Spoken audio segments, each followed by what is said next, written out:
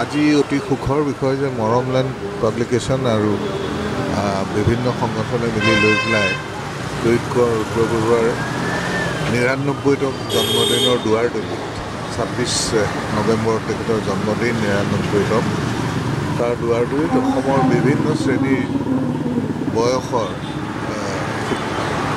শিশুসকলৰ মাজত এটি গীতৰ অনুষ্ঠান প্ৰতিযোগিতা পাতিছে। এইটো এটা খুব শলাগিবলগীয়া বিষয়, কাৰণ এইটো কাৰণেই যে অসমৰ বিভিন্ন ঠাইৰ পৰা আমাৰ প্ৰতিযোগিতাই আজি ইয়াত উপস্থিত হৈছেহি আৰু তেওঁলোকক বিচাৰ কৰিবলৈ অসমৰ স্বনামধন্য সংগীত পৰিচালক ৰমেন চৌধুৰী, অৱনীৰঞ্জন পাঠককে ধৰি শ্ৰীমতী বিভা গোস্বামীকে ধৰি যিসকল বিচাৰক আছে তেওঁলোকে বাছনি কৰিব।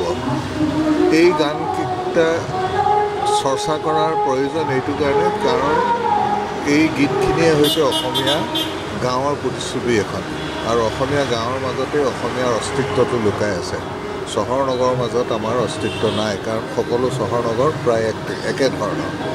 সেইকাৰণে এই গানৰ মাধ্যমেৰে নতুন ল'ৰা ছোৱালীখিনিয়ে, নতুন প্ৰজন্মই কেৱল অসমীয়া গীতেই নহয়, অসমীয়া গাঁৱৰ ছবি এখন আৰু লগতে থলুৱা অসমীয়া শব্দ আৰু সুৰৰ লগত পৰিচিত হৈ যাব।